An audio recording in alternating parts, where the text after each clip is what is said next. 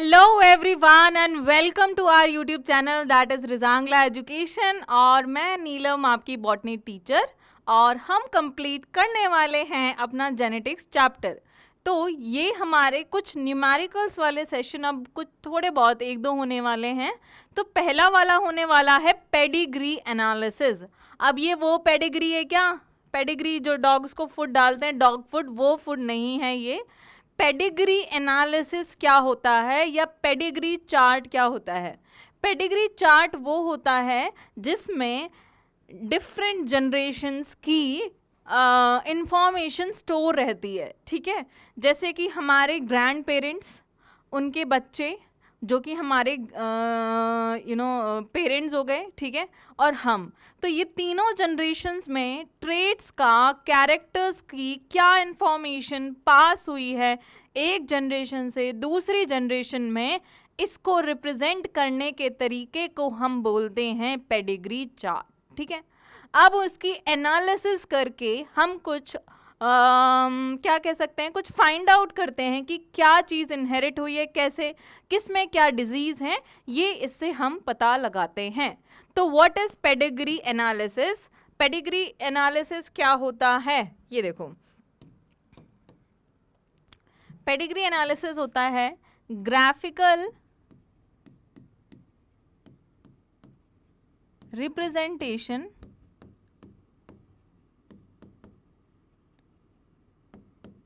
Of what? Traits बोल लो या character बोल लो, क्या? Graphical representation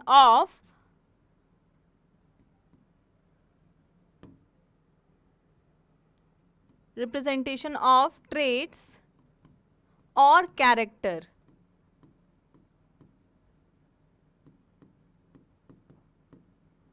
from one generation to another.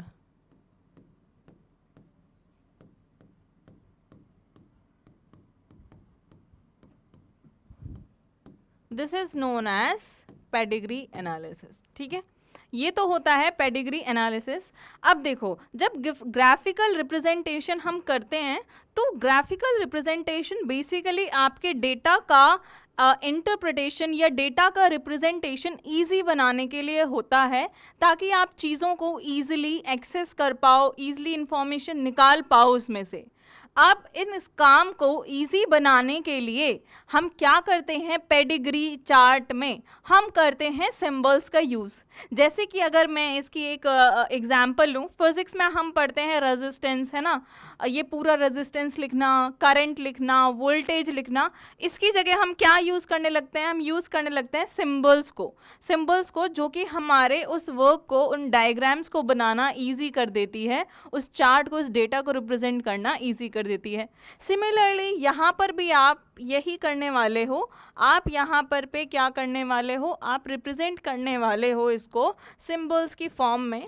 तो कुछ सिंबल्स का हमें यहाँ पर पढ़ना बहुत ज़रूरी है। तो जैसे कि अगर हम देखें यहाँ पर, पहला क्या है ये?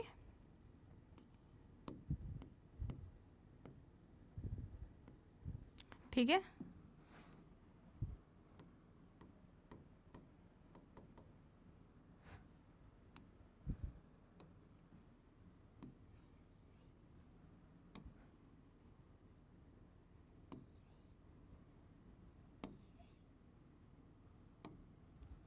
एक सेकंड बच्चों।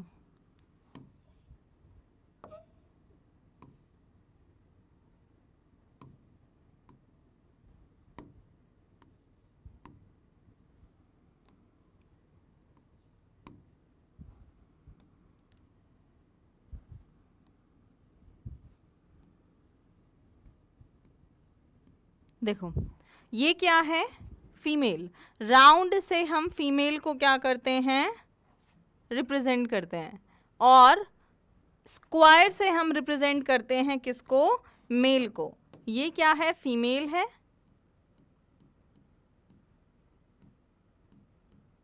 ये क्या है? मेल है।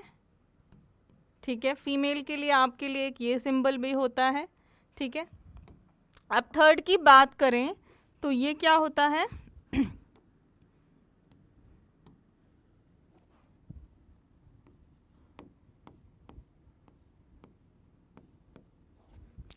ये क्या कहलाता है? ये कहलाता है अनस्पेसिफाइड जेंडर, ठीक है, अनस्पेसिफाइड जेंडर, मतलब हमें इसका जेंडर नहीं पता।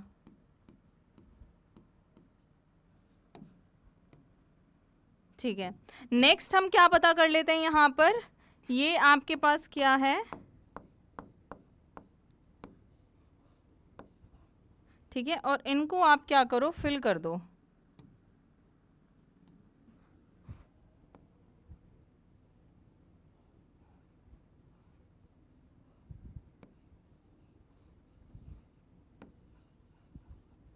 ये दोनों क्या चीज़ें हैं? ये है अफेक्टेड, अफेक्टेड मेल, फीमेल और बच्चे या जो भी हैं, अफेक्टेड इंडिविजुअल, इसको हम बोलते हैं अफेक्टेड इंडिविजुअल।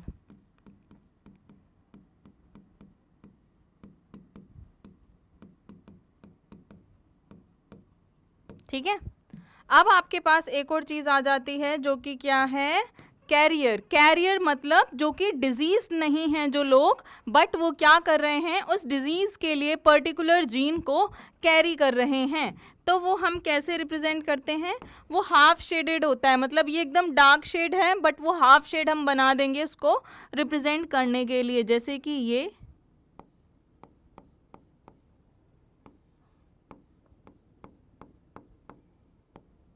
ठीक है।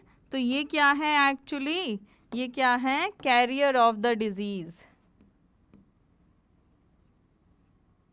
कैरियर इंडिविजुअल बोल सकते हो, या फिर heterozygote for autosomal disease.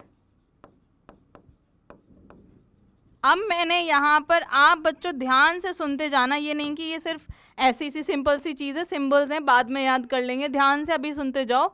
Female, mail, unspecified gender, ये अफेक्टेड इंडिविजुअल हैं जिनको डिजीज़ है, ये क्या है, कैरियर हैं। अब मैंने क्या लिखा है, हेट्रोजाइगोट, ऑब्वियसली इसको आप हेट्रोजाइगस ही बोलोगे, है ना। ठीक है, इसके बाद आपको क्या लिखा है, उसमें लिखा है फॉर ऑटोजोमल डिजीज। मैंने ऐसा क्यों बोला है कि ये सिंबल सिर्फ फॉर ऑटोजोमल डिजीज है, क्योंकि अगर कोई वाई सेक्स लिंक्ड डिजीज है, अगर कोई सेक्स लिंक्ड डिजीज है तो सेक्स लिंक्ड में आपका एक वाई लिंक्ड होगा, ठीक है, और आपके पास एक एक्स लिंक्ड होगा। अब इन दोनों के केस में वाई लिंक्ड जो होता है तो उसमें क्या होता है, ये सिर्फ एक ही पे होगा, वो हमेशा हमेशा ही क्या होगा, हेट्रोजाइगोट होगा और अफेक्टेड होगा, वो कैरियर नहीं होगा।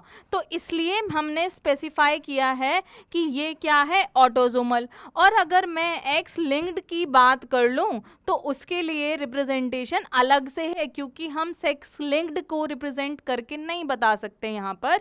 तो मैं यहाँ पर एक और टर्म यूज कर रही हूँ जो कि क्या है, ये, ठीक है, ये जो होगी ये क्या होगी, carrier female, carrier female for particular what,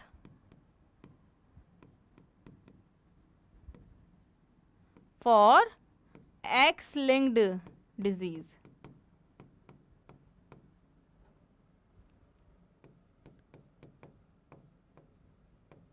X linked recessive, ठीक है।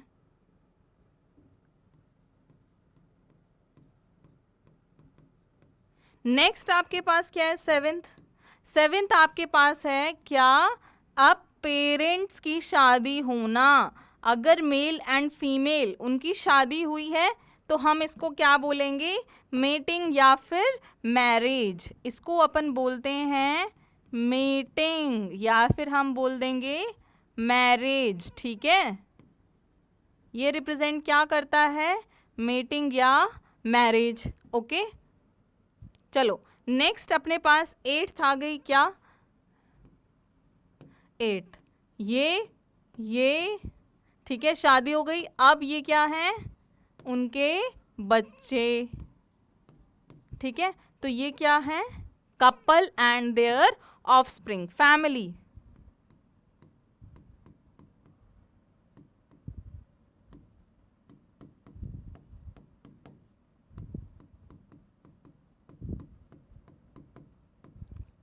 ओके, 9th की बात कर लो।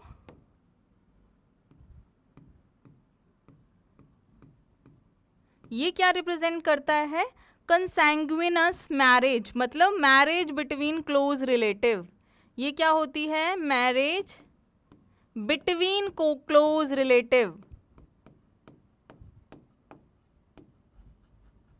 ठीक है, मतलब ब्लड रिलेशंस जहाँ पर होते हैं वहाँ पर भी शादियाँ हो जाती हैं, तो हम उसको बोलते हैं ये। और एक और वर्ड है इसके लिए, वो क्या है?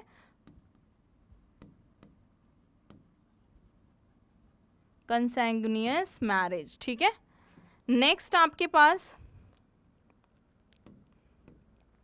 और क्या बचा है? हाँ, ठीक है, अब आपके पास ये बचे हैं कि यहाँ पर आपने कोई ले लिए मम्मी पापा। ठीक है, अब इनके क्या हैं?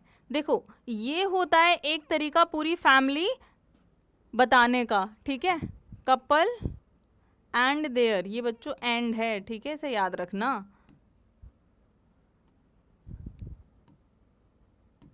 ओके, ये क्या है? मोनोजाइगोटिक ट्विन्स हैं। ये क्या है? मोनोजाइगोटिक ट्विन्स हैं। यहाँ पर एक ही जो जुड़वा बच्चे होते हैं, मैं उनकी बात कर रही हूँ, मोनोजाइगोटिक ट्विन्स।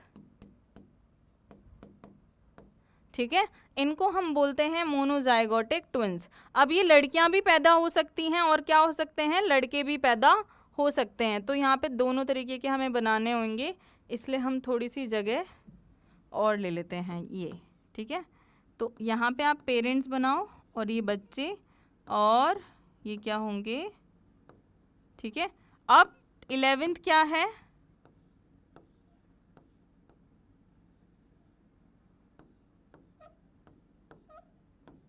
देखते जाओ ध्यान से, ये डाइजाइगोटिक ट्विन्स हैं। एक ही जाइगोट ब्रेक होता है तो बनते हैं मोनोजाइगोटिक ट्विन्स, और अलग अलग जाइगोट से बनता है तो हम उसको बोलते हैं डाइजाइगोटिक ट्विन्स। जब मोनोजाइगोटिक ट्विन्स होते हैं तो या तो दोनों जुड़वा लड़की हो सकती हैं या दोनों जुड़वा लड़के हो सकते हैं, लेकिन जब डाइजाइगोटिक ट्विन्स होते हैं तो या तो वो दोनों लड़की या दोनों लड़के या लड़का लड़की, ये तीनों चीज़ें पॉसिबल हैं। ठीक है, अब यहाँ पे एक चीज़ और क्या है? देखो ये चीज़,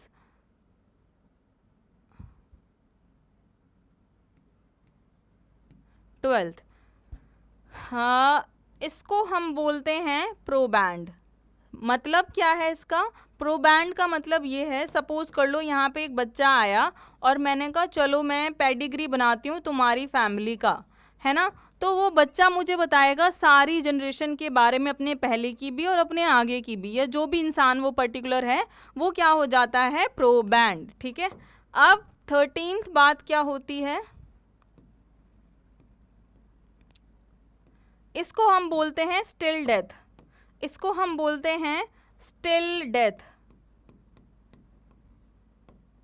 स्टिल डेथ का मतलब क्या होता है कि बच्चा मतलब या तो मरा हुआ पैदा हुआ है या फिर वो मतलब वूम्ब में ही डेड हो चुका है, तो उसको हम बोलते हैं स्टिल डेथ। एक और है मेरे पास 14th, जिसको हम ऐसे रिप्रेजेंट करते हैं, इसको हम बोलते हैं डेथ। अगर हमें बताना है कि यहाँ पे कोई इस जनरेशन में कोई मेंबर ख़त्म हो गया है तो हम उसको रिप्रेजेंट करेंगे इससे। सो ये सारे आपके क्या हो गए? सिंबल्स हो गए, जो कि अपने पेडिग्री चार्ट को एनालिसिस करने में हेल्प करेगा और डिजीज़ को बताने में भी हेल्प करेगा।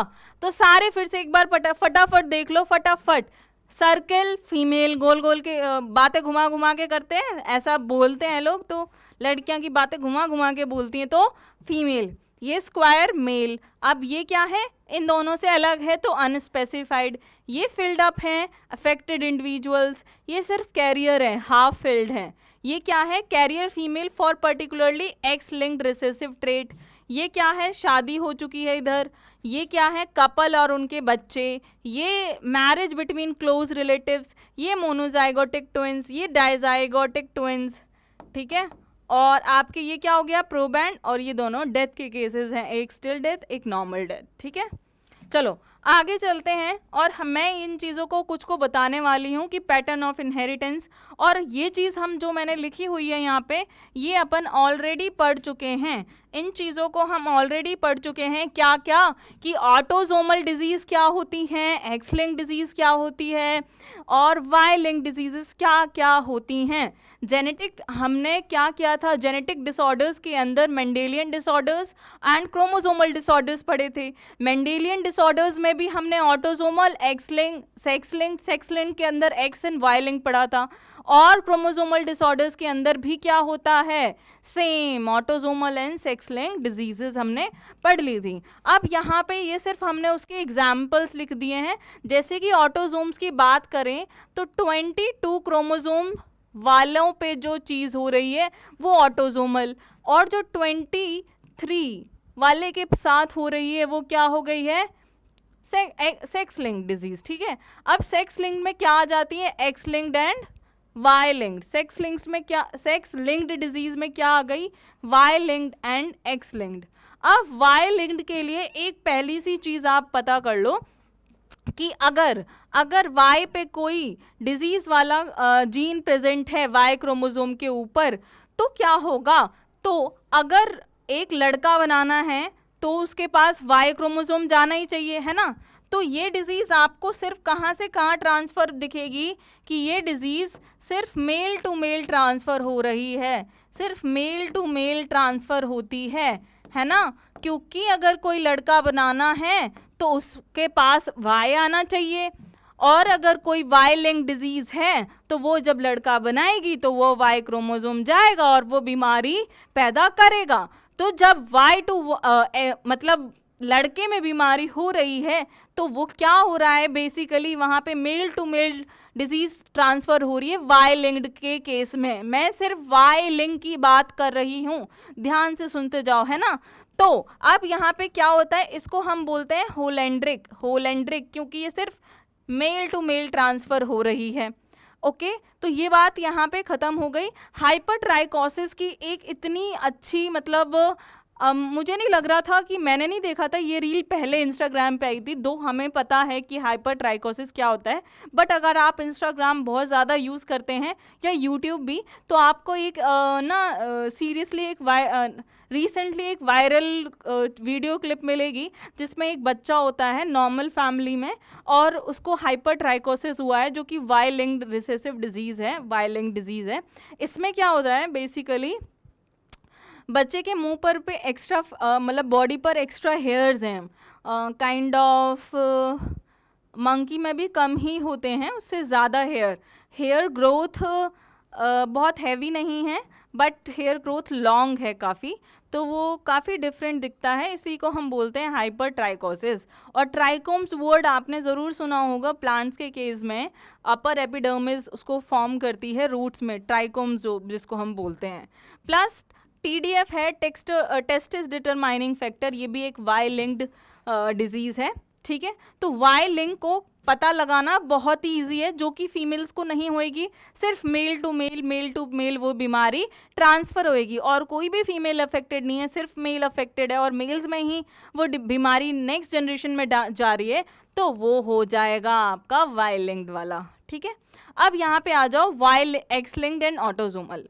अब सबसे पहली बात जो कि मैं आपको बताना चाह रही हूँ डोमिनेंट वर्सेस रिसेसिव में, तो ध्यान से सुनो इस बात को। पहला केस आंख बंद करके सुनो। पहला केस है डोमिनेंट वर्सेस रिसेसिव। ठीक है, रिसेसिव जब भी होगी डिजीज, रिसेसिव जब भी डिजीज होगी तो क्या होंगे, जो नंबर ऑफ इंडिविजुअल्स अफेक्टेड हैं वो कम होंगे, तो number of individuals affected are less. ठीक है, number of affected individuals are less. ठीक है, आर लेस ये क्या होते हैं, कम होते हैं, ये क्या होते हैं, कम होते हैं, है ना। ये बात समझ आ गई। अब मैं आपको पता है यही सेम चीज़ यहाँ पे लिखूंगी इसके केस में भी, number of affected individuals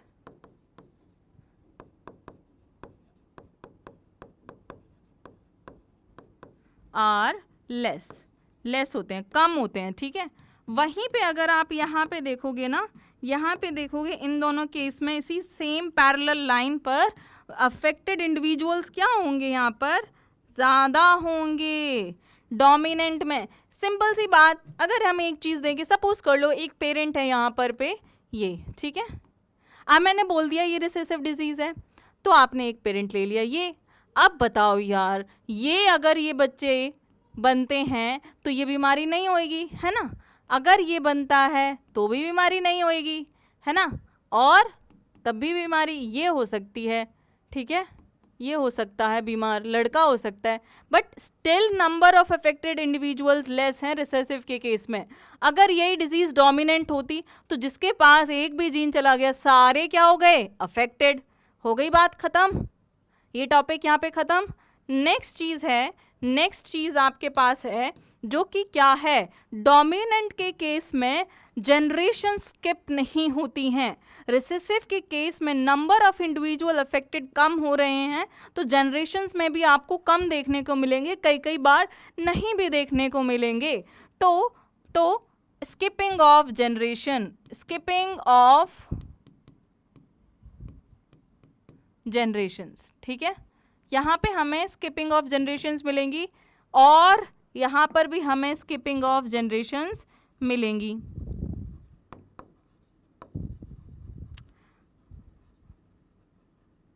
no skipping, no skipping,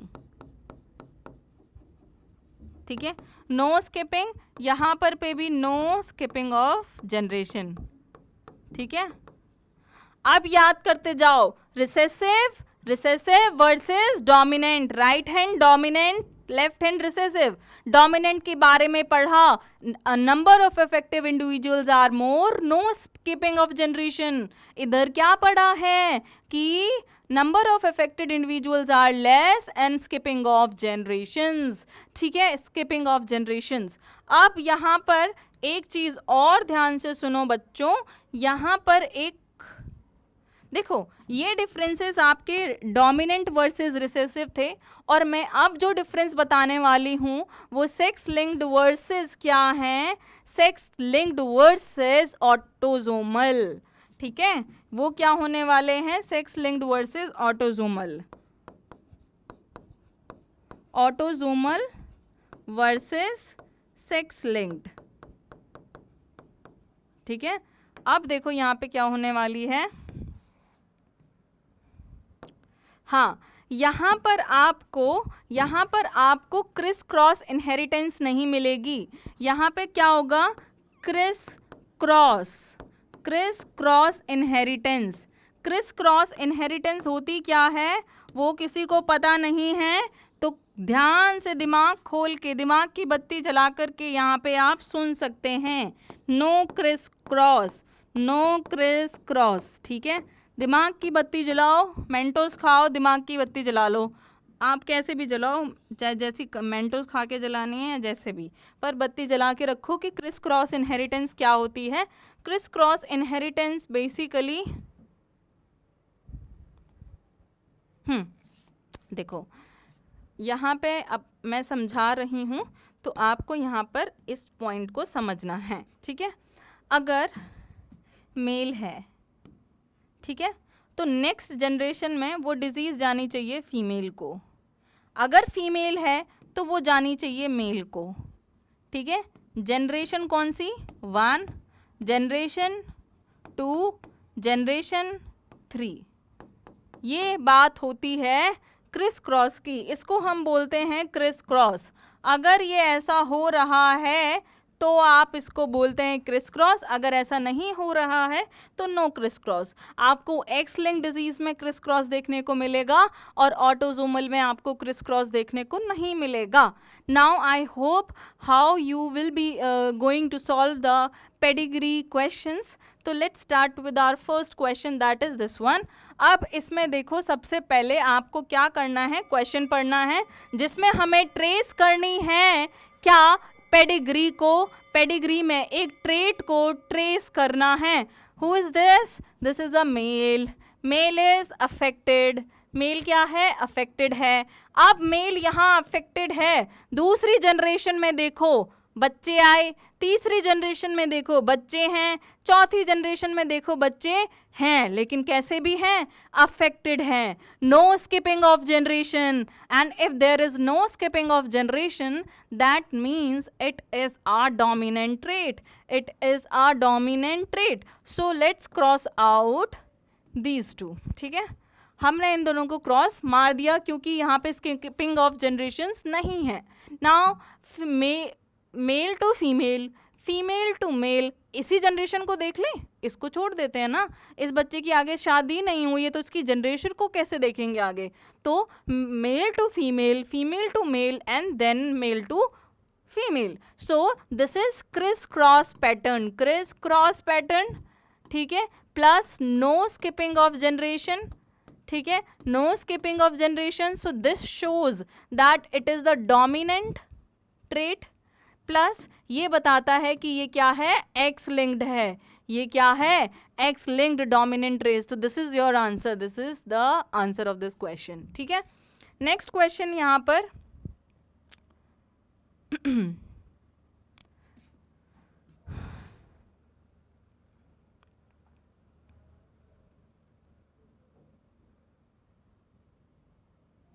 चलो ये फर्स्ट क्वेश्चन कर लेते हैं. मैंने आपको लास्ट क्वेश्चन गलती से सॉल्व करा दिया पहले ही. देखो, a normal women whose father had colour blindness, and you know that colour blindness is a sex linked recessive disease. Right, it is a sex linked recessive disease and chances होते हैं कि male ज्यादातर colour blind होंगे. Chances males के ज़्यादा होते हैं as compare to females in case of colour blindness. So that girl, वो गर्ल क्या है? A normal women whose father had colour blindness married a normal man. एक डॉटर है, हमें नहीं पता अब वो कैरियर है या नहीं है. ठीक है, a normal, okay, she is not a carrier, she is a normal women, not at all a carrier, not at all a affected women of colour blindness. तो हमारे पास क्या हुआ? अब इससे कोई मतलब नहीं है क्योंकि उन्होंने बोल दिया नॉर्मल है. अब इस डॉटर ने मैरी किया किससे? शादी किससे कर ली? एक नॉर्मल मैन से. नॉर्मल मैन से शादी कर ली. What is the chance of occurrence of coloured blindness in the progeny? A normal woman whose father had a color blindness. अच्छा, अगर एक लड़की है, क्या नाम है, क्या है, अगर वो, देखो सबसे बड़ी बात क्या होती है, ये देखो, अगर इस लड़की की मम्मी अगर कैरियर भी नहीं है, चाहे जैसी भी हूँ, तो एक लड़की बनाने के लिए एक एक्स क्रोमोसोम आता है पापा से, एक आता है मम्मी से. तो इस लड़की में एक एक्स क्रोमोसोम आया होगा, तो यहाँ पे क्या चीज़ है? XCX. तो ये क्या है? कैरियर है. She is the carrier. ठीक है, और ये क्या है? नॉर्मल मेल और कैरियर फीमेल. अब आप पुनेट स्क्वायर बना लो.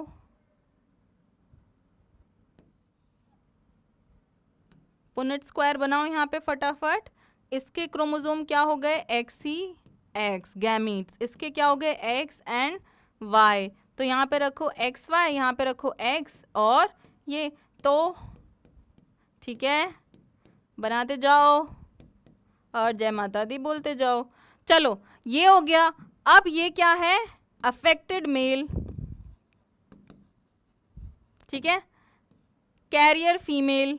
ये क्या है? कैरियर फीमेल है. अब आगे देखो, ये है नॉर्मल.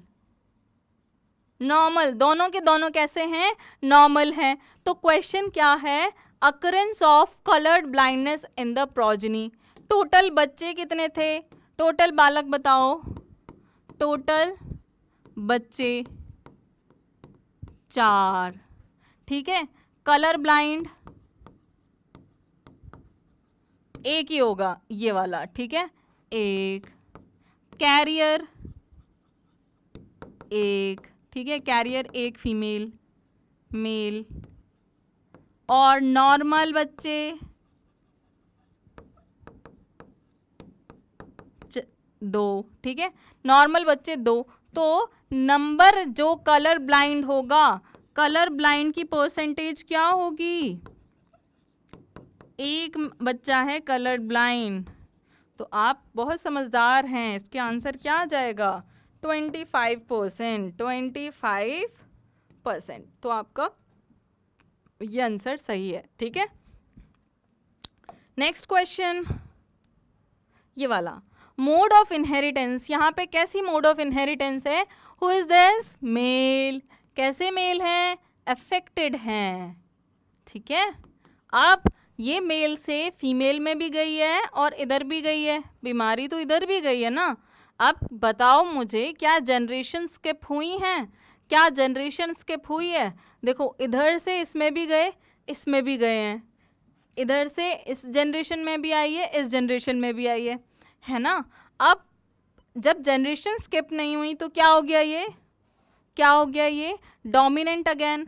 अब देखो, ये मेल से फीमेल में गया, मेल टू मेल, फीमेल से फीमेल, फीमेल से मेल डायरेक्ट। यहाँ पे ऐसा कुछ नहीं दिख रहा है कि क्रिस क्रॉस, यहाँ पे क्रिस क्रॉस नहीं है, तो autosomal, no skipping of generation, ठीक है। तो क्या हो गया? Dominant autosomal disease, autosomal dominant disease ये हो गई, है ना। इजी इजी लग रहे होंगे अब क्वेश्चंस कि नहीं लग रहे हैं? आप ही बताओगे। अब यहाँ पे फीमेल अफेक्टेड है, फिर हमें वही बताना है कि इनमें से कौन सा ऑप्शन पिक करें, what is the mode of inheritance. Female affected है, फीमेल से जा रही है मेल में। अब इसके बाद तो कहीं नहीं जा रही है, ये बीमारी जा ही नहीं रही है। इसके बाद आपको इधर फीमेल टू फीमेल जा रही है, फिर फीमेल टू फीमेल आ रही है। तो यहाँ पे सेक्स लिंक्ड तो नहीं है, सेक्स लिंक तो नहीं है, ये है ऑटोजोमल, ऑटोजोमल लग रही है ना, क्योंकि यहाँ पे भी क्रिस क्रॉस नहीं दिख रहा। तो एक्स लिंक्ड हटा दो यहाँ पे, प्लस स्किपिंग ऑफ जनरेशन भी नहीं है, तो भी क्या हो गया? ऑटोजोमल डोमिनेंट, है ना। एक भी जनरेशन स्किप हुई है? नहीं, तो क्या हो गया? Autosomal dominant. नेक्स्ट क्वेश्चन है हमारे पास ये वाला, ठीक है। Predict the following chart, character is sex link dominant, character is sex link recessive, character is carried by Y chromosome, और कैरेक्टर इज ऑटोजोमल रिसेसिव।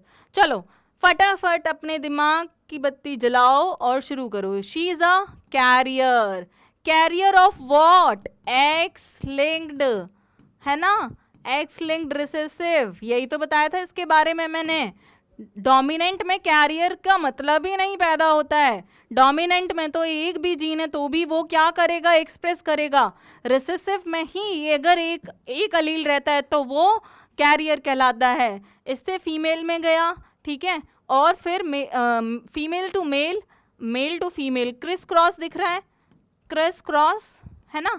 तो ये क्या है? सेक्स लिंक तो ऑब्वियसली है, वाई लिंक डेफिनेटली नहीं है क्योंकि वाई पे है ही नहीं है, ये ऑटोजोमल भी नहीं है। तो आपको क्या पता चला कि ये क्या है? X linked recessive. इससे हमें सेक्स लिंक पता चल जाता है। सेक्स लिंक में हम वाई को पहले ही हटा देते हैं तो हमारे पास आ गया एक्स लिंक्ड, और एक्स लिंक में हमारे पास ये क्या है? रिसेसिव ट्रेट है। All right, now next one here, और ये अपना लास्ट क्वेश्चन होने वाला है। Given pedigree shows inheritance of autosomal recessive gene, what is genotype of given parents? What is the genotype of given parents? This is going from female to male and male to female again. So here it is showing criss cross, है ना। पर बच्चों ये हर बार के लिए नहीं चलेगा, पहले ऑप्शन तो देख लो। तो what is the moral of this question? What is the moral of this solution? First start reading your question completely. I didn't read it, और तो मैंने यहाँ पे क्या करा? क्रिस क्रॉस लगाना शुरू कर दिया है। हमें यहाँ पे क्या दिखना है? ए ये बताना है, ठीक है। तो this given pedigree shows inheritance of autosomal recessive gene. Recessive है, ये अफेक्टेड है, तो मतलब ये क्या है? रिसेसिव ऑलरेडी है, ये रिसेसिव ऑलरेडी है, यहाँ पर अफेक्टेड है ना बच्चों। ये मतलब जैसे कि हम टी के ऊपर, this is what it is showing, ये अफेक्टेड है, रिसेसिव है, दोनों पे प्रेजेंट है तो एक्सप्रेस कर पा रहा है। अब ये चला गया मेल में, तो ये है रिसेसिव, तो ये क्या दिखा रहा है कि ऐसी ये वाली प्रोजनी कौन सी होगी, सेकंड वाला।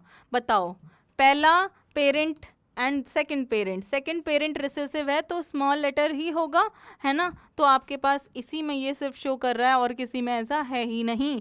ये कैपिटल ए तो डोमिनेंट बता रहा है, तो अपने पास क्या आंसर आ गया, ये वाले, बाकी सारे गलत। ठीक है, तो ये कुछ क्वेश्चंस थे पेडिग्री से रिलेटेड जो कि मैं आपको ऑलमोस्ट मैंने हर टाइप के करा दिए हैं। ठीक है, तो पेडिग्री आपको यहाँ से काफ़ी हद तक क्लियर होगा, और जब तक आप प्रैक्टिस नहीं करेंगे तो बिलीव मी आप इतनी सिंपल चीज़ों को याद रख ही नहीं पाओगे, मतलब ही नहीं बनता है। खुद से क्वेश्चन सॉल्व करो सिर्फ 3 बेसिक ट्रिक से। पहला, autosome versus dominant versus recessive. Dominant skipping of generations नहीं होती है, affected individuals are more. Recessive skipping of generations होती है, affected individuals are less. Then autosomal versus sex linked, criss cross देखने को मिलता है और ऑटोजोम में क्रिस क्रॉस देखने को नहीं मिलता। 3 सिंपल चीज़ें, पूरा question solve. Okay, so this was all about this session. Thank you, मिलते हैं अगले सेशन में जिसमें हम करेंगे और कुछ न्यूमेरिकल्स को।